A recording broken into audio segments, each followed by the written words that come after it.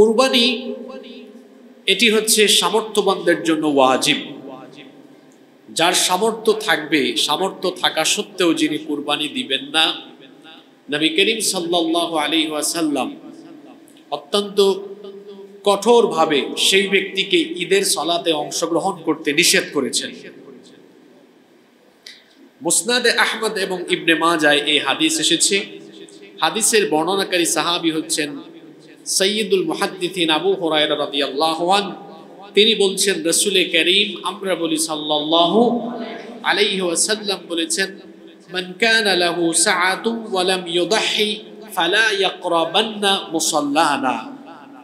আল্লাহ রাসূল বলেছেন, যে ব্যক্তির সামর্থ্য আছে, সামর্থ্য থাকা সত্ত্বেও যে কুরবানি দেয় না, সে যেন ঈদগাহের বা ঈদের নামাজের ধারে কাছেও না আসে। তাহলে যার সামর্থ্য আছে তার জন্য কুরবানি দেওয়া হলো ওয়াজিব। এখন সামর্থ্য বলতে কতটুকু সামর্থ্য থাকবে, এ ব্যাপারে ফুকাহায়ে কেরাম বিভিন্ন মত দিয়েছেন। ইমাম আজম আবু হানিফা রাহমাতুল্লাহ আলাইহির মত হলো যে যার উপর জাকাতের, যার কাছে জাকাতের সমপরিমাণ নেসাব আছে তার উপরে কুরবানি ওয়াজিব। কুরবানির যে দিন আছে 10, 11, 12, কুরবানির এই কয়দিন? 3 দিন, 10, 11 এবং 12, এই দিনগুলোতে কুরবানি দেওয়ার সামর্থ্য যার থাকবে, এ ব্যাপারে অন্যান্য ফুকাহাদের মত আছে যে এই 3 দিন পরিবারের ভরণ পোষণের বাহিরে কুরবানি দেওয়ার মতো সামর্থ্য যার আছে তার জন্য কুরবানি দেওয়া হলো ওয়াজিব।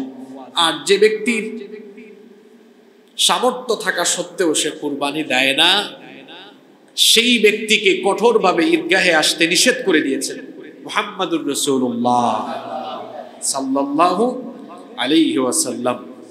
সম্মানিত মুসল্লিয়ানে কেরাম, কুরবানি যে সকল পশু দিয়ে করা যায়, হাদিসের মধ্যে এসেছে উট, গরু, মহিষ, ছাগল, ভেড়া এবং দুম্বা, এই সকল পশু দিয়ে কুরবানি দেওয়া যায়।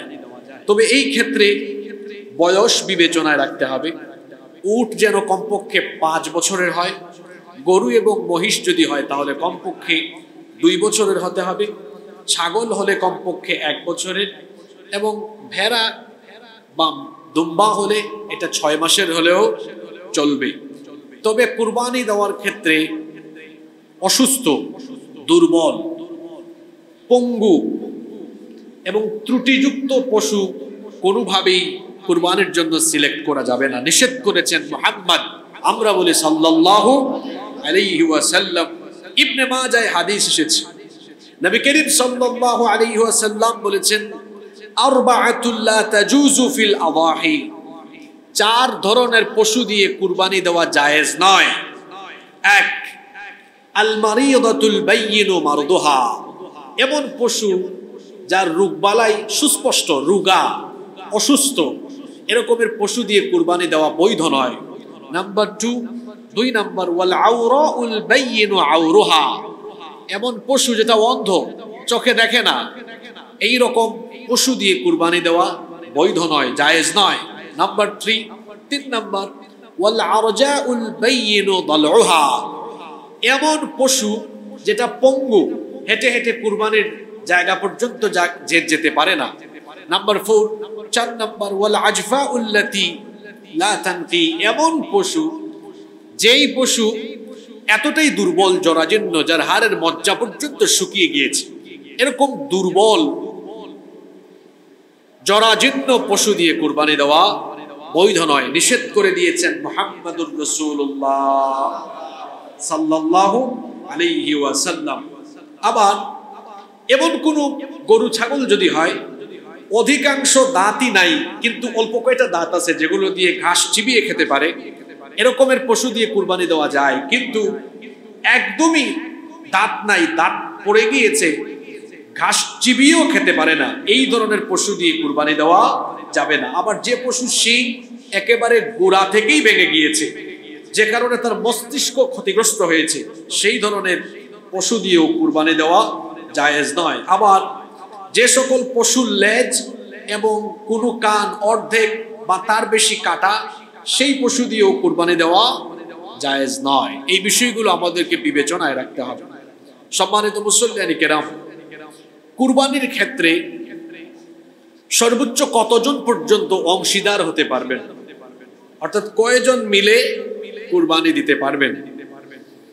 আবু দাউদ শরীফে হাদিস এসেছে, আল্লাহ রাসূল বলেছেন, আল বাকারাতু আন সাবআহ ওয়াল জাযুরু আন সাবআহ। যদি গরু হয়, উট হয়, মহিষ হয়, এগুলোতে সর্বোচ্চ 7 জন পর্যন্ত অংশীদার হওয়া যাবে। কিন্তু ছাগলের ক্ষেত্রে, দুম্বা বা মেষ, ভেড়া এর ক্ষেত্রে একজনের বেশি অংশীদার হওয়া যাবে না। এই ক্ষেত্রে আমরা মারাত্মক কিছু ভুল করে থাকি। সেটা হলো, আমরা কুরবানি দেওয়ার সময় আমরা বলি এই 5 জনের নামে, এই 6 জন বা 7 জনের নামে আমরা কুরবানি দিচ্ছি। কুরবানি তো কোনো ব্যক্তির নামে হয় না, কুরবানি দিতে হয় কার নামে? আল্লাহর নামে। এজন্য আমরা যেন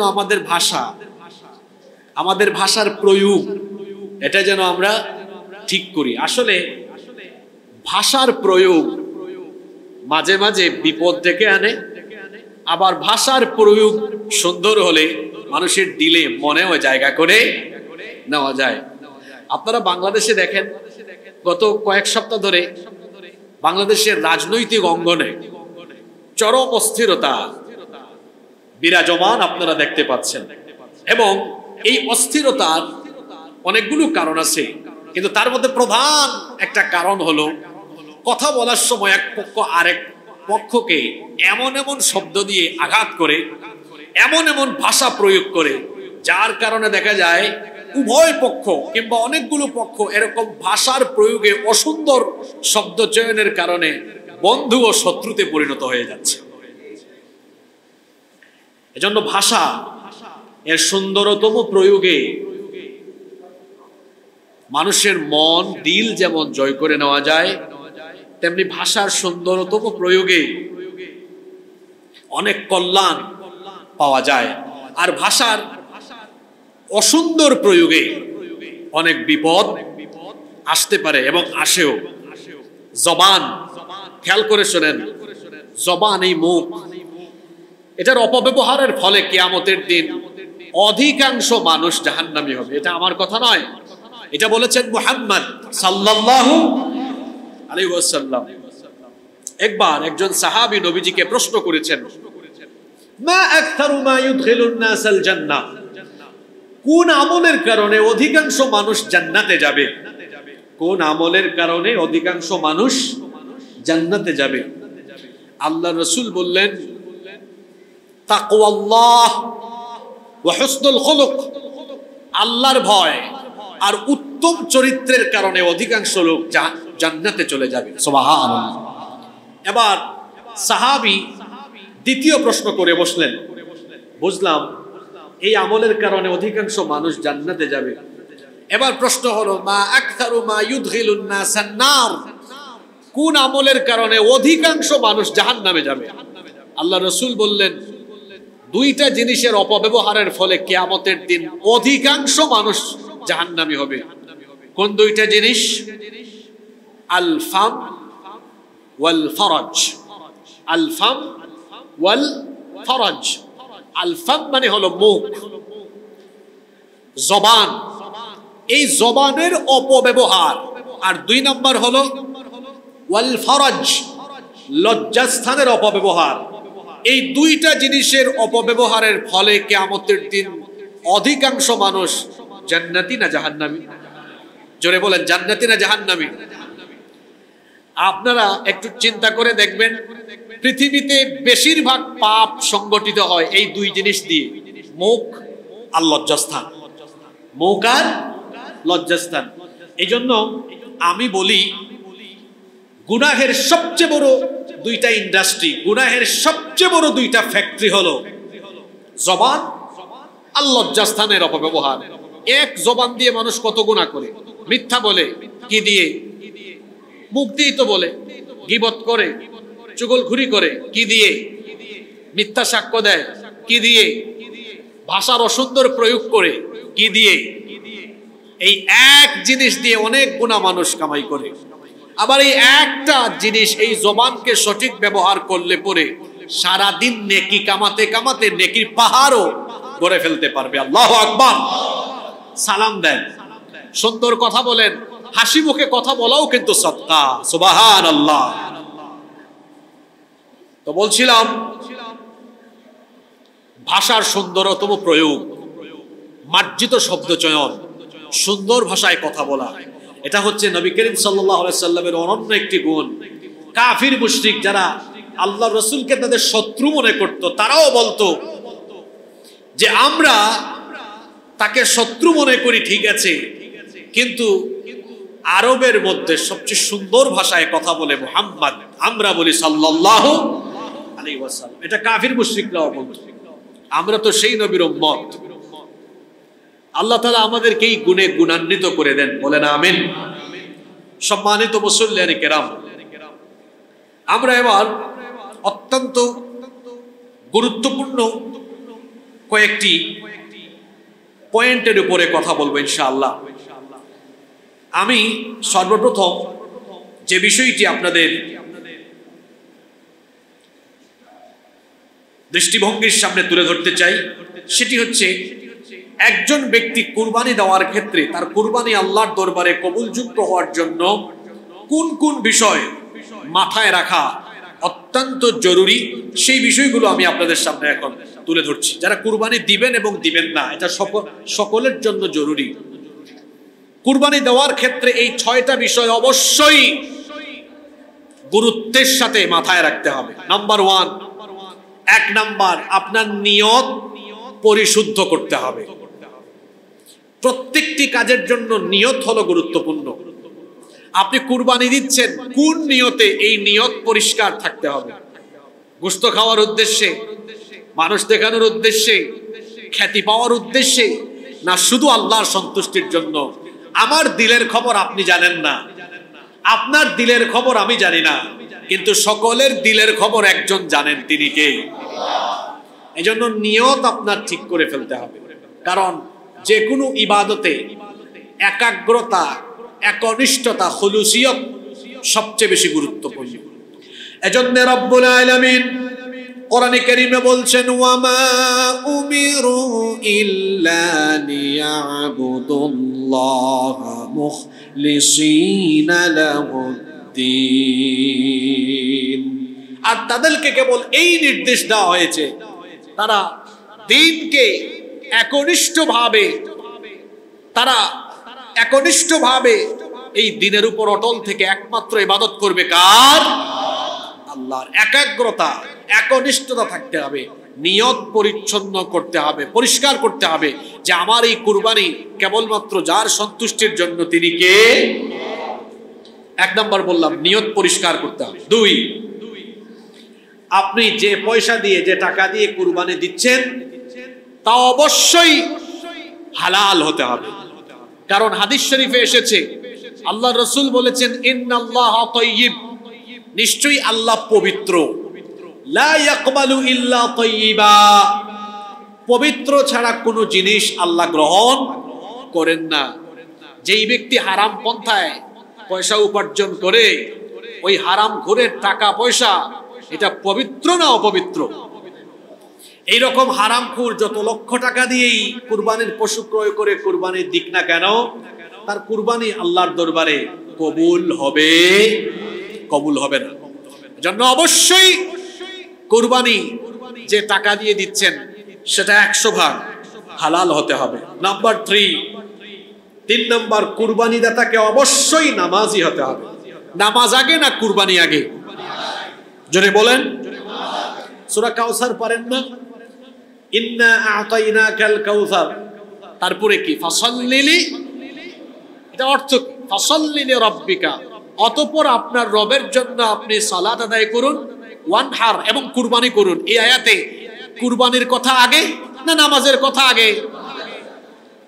ঈদুল আজহায় দেখবেন অনেকে কুরবানির জামাতে শামিল হয়ে, ঈদুল আজহার জামাতে শামিল হয়ে গিয়েছে, কিন্তু মাঝখান দিয়ে ফজরের নামাজে আসে না। এরকম হয় কি হয় না? তার নামাজ ঠিক নাই, ওইদিকে কুরবানি ঠিক আছে। আবার মনে রাখবেন, কুরবানির আগে হলো নামাজ, কুরবানির আগে হলো নামাজ। নামাজি হতে হবে। এই নামাজ পুরুষের জন্য পাগল হওয়া ছাড়া এক ওয়াক্ত নামাজও কাজা করার কোনো বিধান নাই। নাম্বার 4, 4 নাম্বার, এই কুরবানি কেবলমাত্র আল্লাহর সন্তুষ্টির জন্য হতে হবে। আল্লাহর সন্তুষ্টি ছাড়া অন্য কোনো উদ্দেশ্য যেন মনের ভেতরে না থাকে। নাম্বার 5 নাম্বার, কুরবানি দাতাকে অবশ্যই তাকওয়াবান হতে হবে। কারণ তাকওয়াবান ছাড়া, তাকওয়া ছাড়া কুরবানি কেন, শুধু কোনো ইবাদতই আল্লাহর দরবারে কবুল হয় না। তাকওয়া হচ্ছে ইবাদত কবুলের পূর্ব শর্ত। তাকওয়া বলতে কি বুঝেন? তাকওয়া মানে হলো, এক কথায় এক বাক্যে, তাকওয়া মানে হলো আল্লাহকে ভয় করে জীবন যাপন করা, আল্লাহকে ভয় করে প্রত্যেকটা নেকির কাজ করা, আর সকল হারাম কাজ থেকে নিজেকে বাঁচিয়ে রাখার নাম হলো তাকওয়া। একদম ছোটখাটো একটা উদাহরণ দিয়ে তাকওয়া কি সেটা বুঝাই দেওয়া যায়। এই যে বাইম মাছ আছে না, বাইম মাছ, বাইম মাছ এটা থাকে কোথায়? কাদায় থাকে। কিন্তু দেখবেন বাজারে যখন বাইম মাছ তোলা হয়, তার গায়ে কিন্তু কোনো কাদা পাওয়া যায় না, থাকে কাদায়। কিন্তু তাকে কাদা থেকে টেনে তোলার পরে দেখা যায় তার গায়ে কোনো কাদা নাই। আমার আপনার জীবন ওই রকম হতে হবে। বাইম মাছ যেমন কাদার ভেতরে থাকার পরেও তার গায়ে কোনো কাদা লাগে না, ঠিক তেমনি আমি আপনি যে সমাজে বাস করি, এই সমাজ হলো গুনাহে ঘেরা, গুনাহে পাপাচারে পরিপূর্ণ সমাজ। এই পাপাচারে পরিপূর্ণ সমাজে আমি এমন ভাবে জীবন যাপন করব, আমাকে মালাকুল মউত যেদিন নিয়ে যাবে, আমি ওই বাইম মাছের মতো পরিষ্কার, অর্থাৎ গুনাহমুক্ত জীবন যাপন করে পরিষ্কার হয়ে পবিত্র হয়ে আল্লাহর দরবারে আমি চলে যাব। এর নাম হলো তাকওয়া ভিত্তিক জীবন যাপন। আল্লাহ আমাদেরকে এরকম জীবন যাপনের তৌফিক দান করেন। 6 নম্বর, কুরবানি দাতাকে অবশ্যই সামর্থ্যবান হতে হবে। এই 6টা বিষয় আমরা কুরবানি দেওয়ার ক্ষেত্রে মাথায় রাখব। সম্মানিত মুসল্লিয়ান কিরাম, এবার আসুন আমরা কুরবানির কিছু শিক্ষা নিয়ে আলোচনা করি। প্রতি বছর আমরা কুরবানি দেই। কুরবানির সময় আসলে পরে দেখা যায় বিভিন্ন পাড়া মহল্লায় একটা উৎসব মুখর পরিবেশ বিরাজ করে। ইতিমধ্যে কুরবানির পশুর হাট শুরু হয়ে গিয়েছে। দেখা যাচ্ছে সকাল বিকাল রাত পর্যন্ত মানুষের সমাগম। সেখানে বিভিন্ন সাইজের বিভিন্ন ক্যাটাগরির পশু, আর প্রতি বছর এমন এমন পশু আসে, এক এক নামও দেয়। আশ্চর্য আশ্চর্য নাম। এগুলো নিয়ে টেলিভিশনে নিউজ হবে, পত্রপত্রিকায় আসবে, ফেসবুক লাইভ হবে। কন্টেন্ট ক্রিয়েটর যারা, এরা এগুলো দিয়ে ভিডিও বানাবে। প্রতি বছরই তো এগুলো আমরা দেখি, তাই না? আমাদেরকে মনে রাখতে হবে, শুধুমাত্র উৎসব মুখর পরিবেশে কুরবানির অনুষ্ঠানের আয়োজন করা, এর ভেতরেই আমাদের সীমাবদ্ধ থাকলে চলবে না। বরং এই কুরবানির ভেতরে এমন এমন শিক্ষা রয়েছে, এই শিক্ষাগুলো আমাদের বাস্তব জীবনে প্রতিফলিত করতে পারলেই এই কুরবানির উদ্দেশ্য শতভাগ হাসিল হবে ইনশাআল্লাহ। কুরবানির কিছু শিক্ষা আমরা শুনব। নাম্বার 1 নম্বর, কুরবানি আমাদেরকে আল্লাহর পথে শর্তহীন আনুগত্যের শিক্ষা দেয়। আমরা জানি, আমরা যে কুরবানি করি, এটি হচ্ছে আমাদের জাতির পিতা সাইয়্যিদিনা ইব্রাহিম আলাইহিস সালামের রেখে যাওয়া সুবহান আদর্শ এবং সুন্নাহ। আল্লাহ যখন তাকে আদেশ করেছিলেন তোমার ছেলেকে কুরবানি করো, তখন কি তিনি কোনো প্রকার ওজর বা আপত্তি পেশ করেছেন? কোনো ওজর আপত্তি পেশ করেন নাই। দ্বিধাহীন চিত্তে শর্তহীন ভাবে আল্লাহর আনুগত্য তিনি করেছেন। কুরবানির শিক্ষা হলো, এইভাবে করে মৃত্যুর আগ পর্যন্ত ইব্রাহিম আলাইহিস সালামের সন্তানরা আনুগত্যের নজির প্রদর্শন করবে। 24 ঘন্টা এভাবে করে আজীবন আল্লাহর পথে জীবন যাপন করবে, এমন করে যে আল্লাহর আনুগত্যের পথে সে কখনোই, আল্লাহর আনুগত্যের পথ থেকে সে কখনো এক চুল দূরে সরে যাবে না। এটি হচ্ছে 1 নম্বর শিক্ষা। 2 নম্বর, কুরবানি আমাদেরকে আল্লাহর রাস্তায় প্রিয় জিনিসকে উৎসর্গ করা শিক্ষা দেয়। সবচেয়ে প্রিয় জিনিসটা আল্লাহর রাস্তায় দ্বিধাহীন চিত্তে দিয়ে দিতে হবে। এই শিক্ষাটা কুরবানির ভেতরে আছে না নাই? জোরে বলেন, আছে না নাই? আছে। সবচেয়ে প্রিয় জিনিসটা আল্লাহর রাস্তায় কুরবানি দিয়ে দিতে হবে। ইব্রাহিম আলাইহিস সালামের প্রিয় জিনিস ছিল তার সন্তান। আচ্ছা, সন্তানের চাইতে কি প্রিয় জিনিস দুনিয়াতে আর আছে? জোরে বলেন, আছে? এই ঘটনা তো আপনারা প্রতি বছর শুনেন, আমি সেই ঘটনার দিকে যাচ্ছি না। ইব্রাহিম আলাইহিস সালামকে কিন্তু আল্লাহ সরাসরি আদেশ করেন নাই, আল্লাহ তাকে স্বপ্ন দেখিয়েছেন। কি দেখিয়েছেন? স্বপ্ন দেখিয়েছেন। এখন আমরাও স্বপ্ন দেখি, নবীরাও স্বপ্ন দেখেন, কিন্তু আমাদের স্বপ্ন আর নবীদের স্বপ্ন কি একরকম? না। নবীদের স্বপ্ন হলো ওয়াহি, নবীদের স্বপ্ন হলো ওয়াহি। আর ওয়াহি এটা কেবলমাত্র নবী এবং রাসূলদের কাছে আসে। নবী রাসূল ছাড়া অন্য কারো কাছে কি ওহী আসে? আসে না। আমাদের কাছে কি ওহী আসে নাকি? যারা কথা বললেন না, দিনে রাতে কি আপনাদের কাছে কয়েকবার ওহী নাজিল হয় নাকি? ওহী একমাত্র নবী রাসূলদের কাছে আসে। সুতরাং নবীদের স্বপ্ন হলো ওহী। এখানে আরেকটা বিষয় বলে রাখি, আমাদের নবীর কাছে 7 তরিকায় ওহী নাজিল হয়েছে। তার মধ্যে একটা তরিকা হলো সত্য স্বপ্ন। আল্লাহ রসুল যেটা স্বপ্ন দেখতেন সেটা সত্যে প্রতিফলিত হতো, এবং এই স্বপ্নের মাধ্যমেই তার কাছে ওহী পাঠাতেন কে? আল্লাহ। সুতরাং নবীদের স্বপ্ন আমাদের স্বপ্নের মতো নয়, নবীদের স্বপ্ন হলো ওয়াহি। ইব্রাহিম আলাইহিস সালামকে আল্লাহ স্বপ্ন দেখিয়েছেন। স্বপ্নটা কি? তিনি স্বপ্ন দেখেছেন তিনি তার ছেলেকে জবাই করতেছেন। এই স্বপ্ন দেখার পরে তিনি তার ছেলেকে বললেন, কোরআনে কারীমে সূরা সাফফাতের মধ্যে আছে, ইয়া বুনাইয়া ইন্নী আরা ফিল মানাম, হে আমার বৎস, আমার কলিজার টুকরা সন্তান, নিশ্চয়ই আমি স্বপ্নে দেখেছি, আন্নী আযবাহুকা, আমি তোমাকে জবাই করছি, ফানজুর মাযা তারা, অতএব তুমি বলো তোমার সিদ্ধান্ত কি। এখন বাপ আর ছেলে দুজনেই পয়গাম্বার, পয়গাম্বারের সুলভ জবাব। তিনি বললেন, আপনি যেটা স্বপ্ন দেখেছেন সেটা তো স্বপ্ন নয়, এটা ওহী। কারণ নবীদের স্বপ্ন এটা আল্লাহর পক্ষ থেকে আসা আদেশ। বাপ বেটা দুইজনই আল্লাহর এই সিদ্ধান্ত মেনে নিলেন। ইব্রাহিম আলাইহিস সালাম 86 বছর পর্যন্ত কোনো সন্তানই পান নাই, 86 বছরের সন্তান পেয়েছেন, তারপরে আবার লম্বা একটা সন্তানকে নির্বাসনে রেখে দিয়ে এসেছেন। আর সেই ছেলে যখন বড় হয়েছে, আল্লাহ বলবেন যাও ছেলেটাকে বাড়ি নিয়ে আসো, এটা না বলে আল্লাহ স্বপ্নে দেখিয়েছেন এটাকে জবাই করো। তার সবচেয়ে আদরের, সবচেয়ে প্রিয়, সবচেয়ে মহব্বতের জিনিস কুরবানি করার জন্য যখন স্বপ্নের মাধ্যমে ওহী পেলেন, তিনি তখন কি কুরবানি করতে কোনো প্রকার দ্বিধা বা অজর আপত্তি পেশ করেছেন? জোরে বলেন, করেছেন। সবচেয়ে প্রিয় জিনিসটাই নিয়ে গিয়েছেন কুরবানি দেওয়ার জন্য। বাপ বেটা দুইজনই গিয়েছেন, গিয়ে বাপ তার ছেলেকে উপর করে শুইয়ে দিয়েছেন, ছুরি চালাবেন।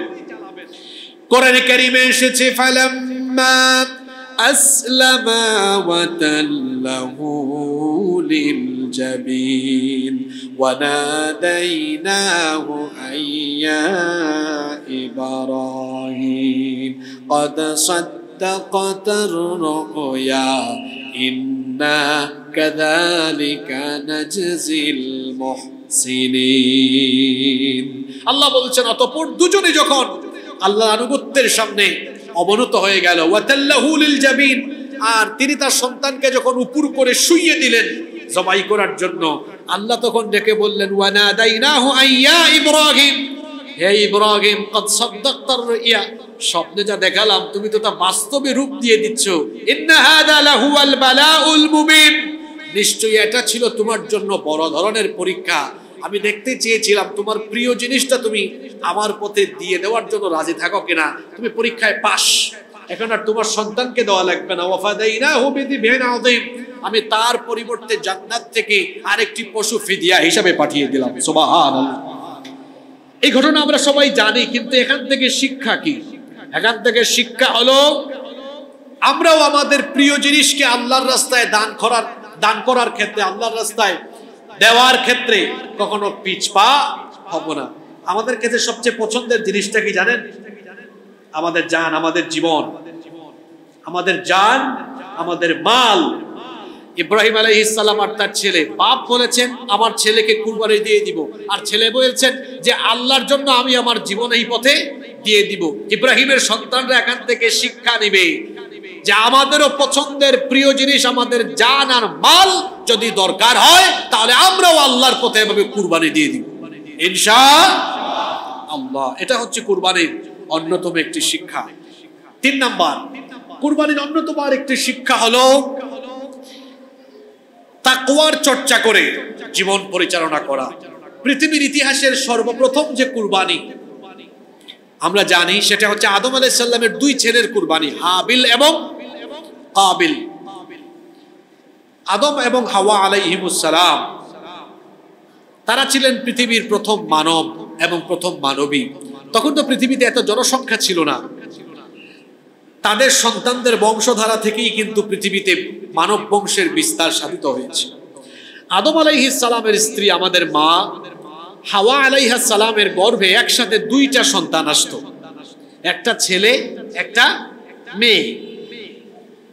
এখন তো বিয়ে শাদীর ক্ষেত্রে দেখা যায় পাহাড়তলির ছেলে বিয়ের প্রস্তাব দিয়েছে আপনার ওই মজ্জার থেকে, ঠিক আছে না?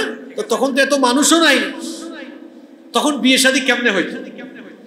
তখন আদম আলাইহিস সালামের স্ত্রী আমাদের মা হাওয়া আলাইহিস সালামের গর্ভে একসাথে একটা ছেলে আর একটা মেয়ে জন্ম নিত। এরা যখন বড় হতো তখন এক গর্ভের ছেলে তার সাথে বিয়ে হতো আরেক গর্ভের মেয়ে, এরকম বিয়ে দেওয়া হতো। আদম আলাইহিস সালামের ছেলে হাবিল তার সাথে একটা মেয়ে জন্ম নিল একই গর্ভে, দেখতে খুব সুন্দরী না, কালো। আদম আলাইহিস সালামের ছেলে কাবিল তার সাথে গর্ভে যে মেয়ে জন্ম নিয়েছে সে দেখতে খুবই সুন্দরী। এই 2 গর্ভের ছেলে মেয়ে কয়জন?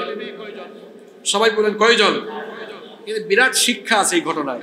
এই 4 জন বড় হয়ে গেল, এবার এই 4 ছেলে মেয়ের বিয়ে দেওয়া হবে। এখন আদম আলাইহিস সালামের শরীয়তে বিয়ের সিস্টেমটা কেমন ছিল? এক গর্ভের ছেলে আরেক গর্ভের মেয়ে। সিস্টেম অনুযায়ী হাবিল বিয়ে করবে কাবিলের সাথে জন্ম নেওয়া মেয়েকে, আর কাবিল বিয়ে করবে হাবিলের সাথে জন্ম নেওয়া মেয়েকে। এখন আদম আলাইহিস সালাম যখন বিবাহ দিবেন, কাবিল তখন এটা মেনে নিচ্ছে না, সে এই সিদ্ধান্তের বিরোধিতা করছে। আদম আলাইহিস সালাম বললেন, বাবা তুমি এই সিদ্ধান্তের বিরোধিতা করো কেন? কাবিল বলছে, বাবা আপনি মনে হয় আমার থেকে হাবিলকে বেশি পছন্দ করেন, আমরা দুজনেই তো আপনার ছেলে, কিন্তু আপনি যে একটু সুন্দর বেশি তারে বিয়ে দিচ্ছেন হাবিলের সাথে, আর আমাকে কালো মেয়েটা আমারে দিয়ে দিচ্ছেন। আমার মনে হয় আপনি বাপ হয়ে আমার থেকে হাবিলকে বেশি পছন্দ করেন। ইন্না লিল্লাহি ওয়া ইন্না ইলাইহি রাজিউন। আদম আলাইহিস সালাম বললেন, না, তোমাদের 2 ছেলেকে আমি সমানভাবে ভালোবাসি, আর বিয়ের সিদ্ধান্তটা আমার না, এভাবেই বিয়ে হবে এই সিদ্ধান্তটা কার? সে বলে আমি এটা মানি না, আমি এটা মানি না। এবার আল্লাহর দেওয়া নির্দেশনা মোতাবেক আদম আলাইহিস সালাম তার 2 ছেলে হাবিল কাবিলকে বললেন, ঠিক আছে বাবা, তোমরা 2 জনেই মিনায় গিয়ে কুরবানি করো, যার কুরবানি আল্লাহ কবুল করবেন সেই ওই সুন্দরী মেয়েকে বিয়ে করবে। কাবিল বলল, এবার ঠিক আছে বাবা, আমরা 2 জনেই কুরবানি দিই। হাবিল কাবিল 2 জনেই কুরবানি দিল। আদম আলাইহিস সালামের সময় সিস্টেম ছিল কুরবানি রেখে দেওয়ার পরে যার কুরবানি আল্লাহ কবুল করতেন, আসমান থেকে অগ্নিশিখা এসে তার কুরবানিকে ভস্ম করে দিত, জ্বালিয়ে দিত। হাবিল পশুপালন করতেন, তিনি উৎকৃষ্ট পশু আল্লাহর পথে নেক নিয়তে আল্লাহকে সন্তুষ্ট করার জন্য কুরবানি করলেন। কাবিল কৃষি কাজ করত। কাবিল কিছু কৃষিজাত পণ্য যেগুলো পচা, খুব একটা মানেন না, এগুলো কোনো মতে আল্লাহর রাস্তায় কুরবানি দিল। দিল সাফ না, মন সাফ না, আল্লাহকে রাজি করা খুশি করা উদ্দেশ্য না, আল্লাহর ভয়, আল্লাহর সিদ্ধান্ত মেনে নেওয়ার, আল্লাহর সিদ্ধান্ত মেনে নেওয়ার টেন্ডেন্সি তার মনের ভেতরে নাই। দিয়েছে কুরবানি। 2 জনে কুরবানি দেওয়ার পরে দেখা গেল আসমান থেকে অগ্নিশিখা এসে হাবিলের কুরবানিকে ভস্মীভূত করে দিল। আল্লাহু আকবার। কাবিল তখন একদম ফায়ার, রেগে গিয়েছে। এই ঘটনা কিন্তু সূরা মাঈদার ভেতরে এসেছে। সূরা মাঈদা 27 নম্বর আয়াত আপনারা বাড়িতে পড়বেন। আল্লাহ তাআলা বলছেন ওয়াতলু আলাইহিম নাবা বানাই আদম বিল হক إذ قربا قربانا فتقبل من أحدهما ولم يتقبل من الآخر قال لأقتلنك قال إنما يتقبل الله من المتقين الله تعالى বলছেন হে নবী আপনি আদমের দুই ছেলের কাহিনী এদেরকে শুনিয়ে দেন যখন দুজনে কুরবানি করলো একজনের কুরবানি আল্লাহ কবুল করলেন আরেকজনের কুরবানি আল্লাহ কবুল করলেন না অর্থাৎ হাবিলের কুরবানি কবুল হলো কাবিলের কুরবানি কবুল হলো না কাবিলের কুরবানি যখন কবুল হলো না তখন কাবিল হাবিলকে লক্ষ্য করে বলল ক্বালা লা আক্তুলান্নাক হে আমার ভাই আমি তোমাকে হত্যা করব তখন হাবিল বললেন ভাই তুমি আমাকে হত্যা করে কি লাভ বলো আমরা তো দুজনেই কুরবানি করেছি আমার কুরবানি কবুল হওয়ার পেছনে আলাদা কোনো কারণ নাই কারণ তো একটাই ইন্নামা ইয়াতাকাব্বালুল্লাহু মিনাল মুত্তাকিন নিশ্চয়ই মুত্তাকিদের কুরবানি কবুল করেন কে এই ঘটনা থেকে আপনি কি শিখেছেন আল্লাহর সিদ্ধান্ত যারা নিজেদের জীবনে মেনে নেয় না এরা কোটি কোটি টাকা দিয়ে কুরবানি করলো লক্ষ লক্ষ টাকা দিয়ে কুরবানি করলো এদের কুরবানি আল্লাহর দরবারে কবুল যেহেতু কথাটা গুরুত্বপূর্ণ আবার রিপিট করছি যারা জীবনের সকল ক্ষেত্রে আল্লাহর সিদ্ধান্ত মানে না এদের কুরবানি কবুল এবার বাড়ি গিয়ে আপনি মিলান আপনি আপনার জীবনের সকল ক্ষেত্রে আল্লাহর সিদ্ধান্ত মানেন কিনা এই সিদ্ধান্তটা কোন কোন ক্ষেত্রে আপনার নিজের ব্যক্তি জীবনে আপনার পারিবারিক জীবনে সমাজ জীবনে আর রাষ্ট্রীয় জীবনে লাগবে না ঘুমাই গেছেন নাকি আপনারা রাষ্ট্রীয় জীবনে আল্লাহর সিদ্ধান্ত মানা লাগবে না তো ঘুমাই গেছেন নাকি সবাই তো ঘটনা শুনেন না এটা কি বলছি যারা মনোযোগ দিয়ে শুনেন নাই আয়াত নাম্বার সূরা নাম্বার বলি কোরআনে কারীমের 5 নাম্বার সূরা সূরা মাঈদার 27 নাম্বার আয়াত বাড়িতে গিয়ে বাংলা তরজমা ব্যাখ্যা সহ পড়বেন উপলব্ধি করবেন কথাটা আবার রিপিট করছি জীবনের সকল ক্ষেত্রে আল্লাহর হুকুম আল্লাহর বিধান যারা মেনে নেয় না এদের কুরবানি কাবিলের কুরবানির মতো কার কুরবানির মতো জোরে বলেন কার কুরবানির মতো আর যারা জীবনের সব ক্ষেত্রে আল্লাহর হুকুম মানে তাদের কুরবানি হবে হাবিলের কুরবানির মতো আপনারা হাবিল হতে চান না কাবিল হতে চান জোরে বলেন হাবিল না কাবিল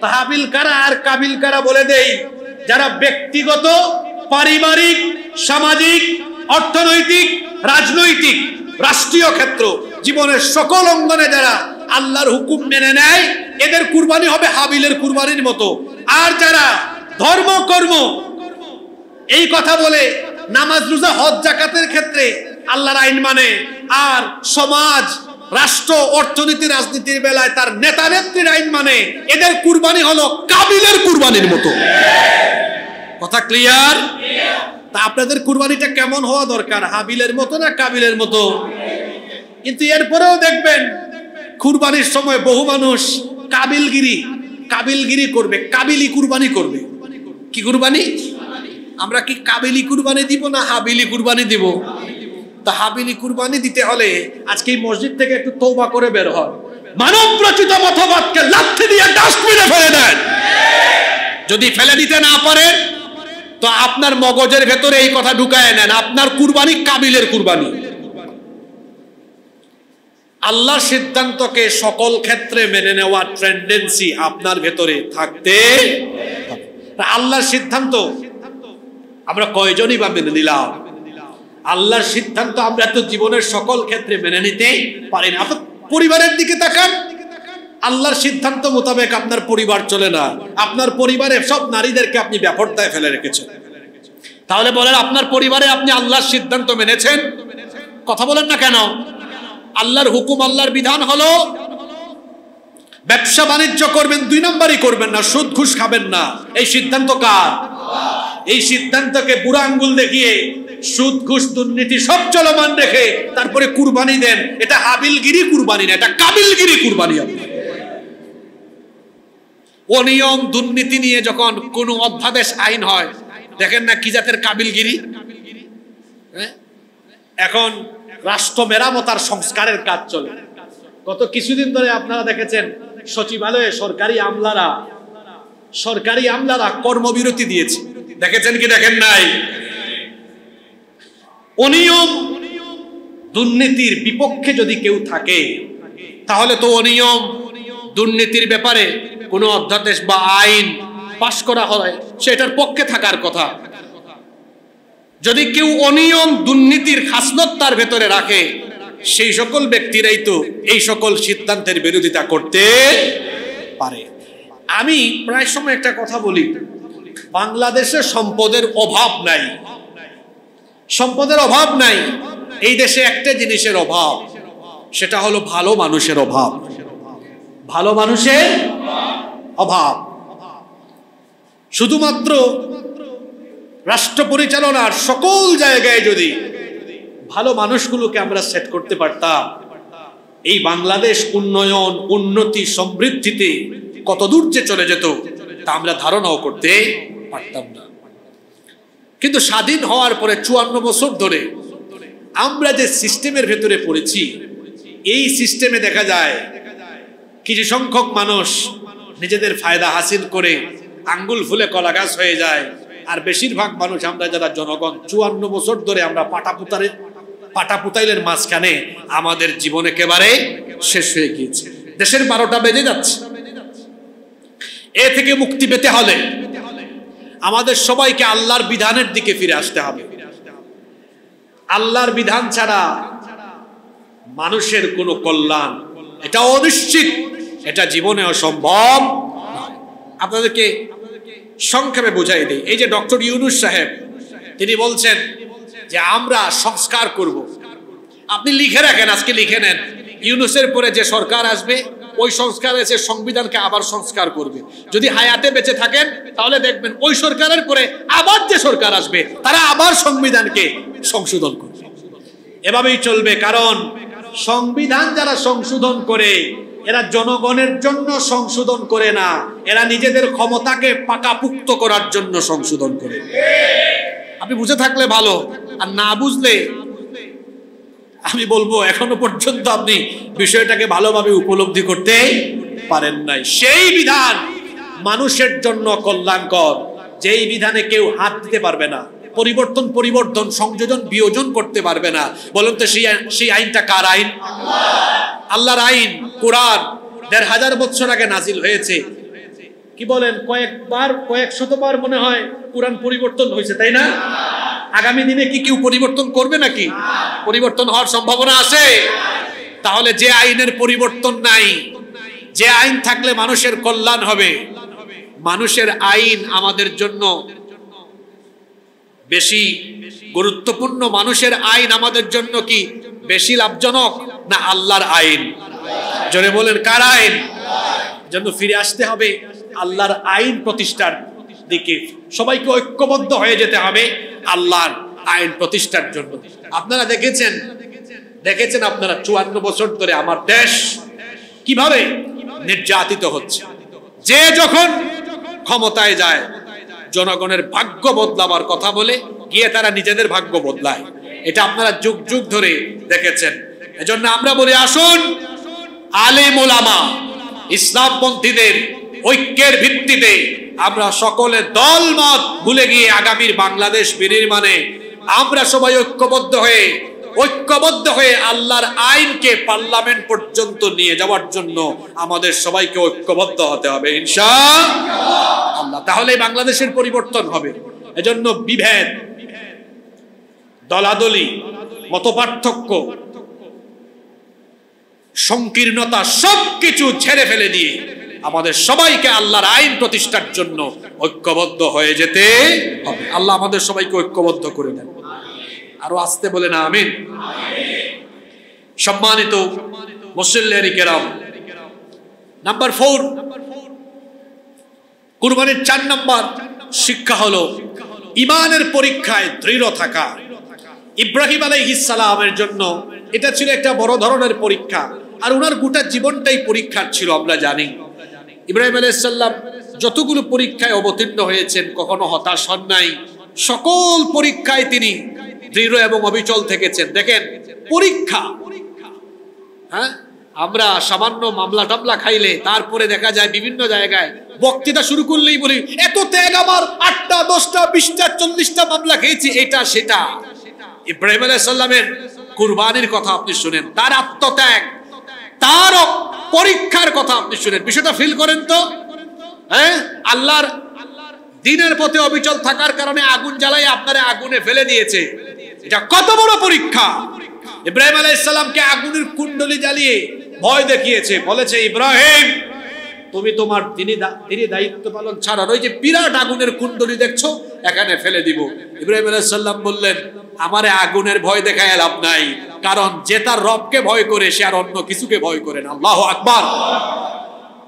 ফেরেশতা এসে বলতেছে আল্লাহর খলিল আপনি হুকুম করেন, দেখবেন এই জ্বালানো অগ্নিকুণ্ডকে সাগরের মধ্যে নিক্ষেপ করে দেব।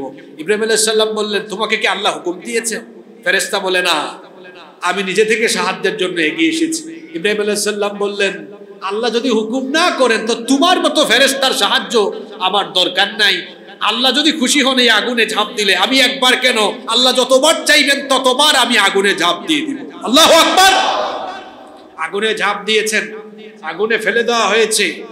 নমরুদ আর তার দলবল সবাই খুশি। আজকে ইব্রাহিম আলাইহিস সালাম শেষ। কিছুক্ষণ পরে নমরুদের সাগরিদ এসে নমরুদকে বলে স্যার লিডার অবস্থা ভালো না। কই কি হয়েছে? তাকায় দেখেন আমরা ইব্রাহিমকে ফেলেছি অগ্নিকুণ্ডে, ভাবছি জ্বলে পুড়ে ছাই হয়ে যাবে, আজকে আগুনের কি যে হলো, আগুন তো কোনো তাপ দিতে পারে না, ইব্রাহিমকে পুরাতে পারে না, আমাদের জ্বালানো আগুন ইব্রাহিমের জন্য ফুল বাগান হয়ে গিয়েছে। আল্লাহু আকবার। ইমানি পরীক্ষায় এভাবে তিনি অবতীর্ণ হয়ে দৃঢ় থেকেছেন। সন্তান কুরবানি দিতে বলা হয়েছে, এই পরীক্ষায় তিনি দৃঢ় অবিচল থেকেছেন। এখান থেকে আমাদেরকে শিক্ষা নিতে হবে, আমাদের জীবনে যত কঠিন দিন কঠিন পরীক্ষায় আসুক না কেন, এক মুহূর্তের জন্য আমরা হতাশ হয়ে আল্লাহর দ্বীনের পথ থেকে বিচ্যুত হয়ে যাব না। কারণ মুমিনের জীবন হলো পরীক্ষার। আর দুনিয়া সিজনুল লিল মুমিন, দুনিয়া হচ্ছে মুমিনের কারাগার।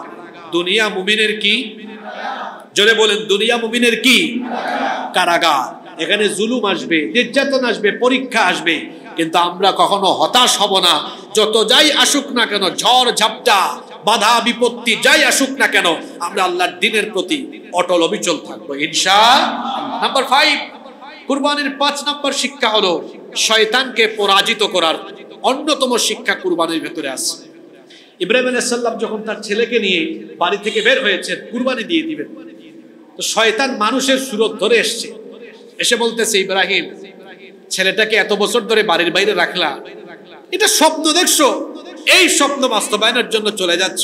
আরে তুমি তো আল্লাহর পয়গম্বর, তুমি তো আল্লাহর কাছে দোয়া করলেই আল্লাহ একটা বিকল্প অপশন দিয়ে দিতেন, ছেলেটাকে আর কুরবানি দেওয়া লাগতো না। আচ্ছা ইব্রাহিম আলাইহিস সালাম যাচ্ছেন আল্লাহর কাছে, কার কাছে? জোরে বলেন কার কাছে? আল্লাহর কাছে। একমাত্র বাধা দিতে পারে কে? বাধা দিতে পারে কে? ইব্রাহিম আলাইহিস সালাম বুঝলেন আমাকে ভালো কাজে আল্লাহর কাছে যেতে নিষেধ করছে, এটা তো ভালো না, এটা হবে কে? তিনি পাথর হাতে নিয়ে তার দিকে নিক্ষেপ করলেন, পাথর নিক্ষেপ করে তাকে তাড়িয়ে দিলেন। আল্লাহর কাছে এই চিত্র এত ভালো লেগেছে, এখনো হাজী সাহেবরা হজে গিয়ে ওই জামরার মধ্যে ইব্রাহিম আলাইহিস সালামের স্মৃতি ধারণ করে এখনো তারা শয়তানের প্রতি পাথর নিক্ষেপ করে। আল্লাহু আকবার। এই ঘটনায় আমাদের জন্য একটা শিক্ষা আছে। ইব্রাহিম আলাইহিস সালামকে যেভাবে শয়তান ধোঁকা দিতে এসে পরাজিত হয়েছে, আমাদের তো শিরায় শিরায় শয়তান প্রবাহিত হতে পারে, এটা রাসূল বলেছেন। আল্লাহ রাসূল বলেছেন শয়তানকে 2টা ক্ষমতা দেওয়া হয়েছে। কয়টা ক্ষমতা দেওয়া হয়েছে? 1, নবী রাসূল 1, সে নবীজির চেহারা ছাড়া অন্য যে কারো সুরত যে কোনো সময় ধারণ করতে পারে। 2, সে মানুষের রক্তকণিকায় শিরা উপশিরায় বিচরণ করে ধোঁকা দিতে পারে। আপনার মাথায় কোনো শয়তানি চিন্তা আসলে বুঝবেন আমাকে শয়তানি পথে ধাবিত করতে চায় কে? শয়তান। ঠিক সেই সময়ে শয়তানের ওয়াসওয়াসা থেকে নিজেকে হেফাজত করে ফেলতে হবে। আল্লাহর ভয়ে শয়তানি সকল কাজ থেকে নিজেকে হেফাজত রাখতে হবে।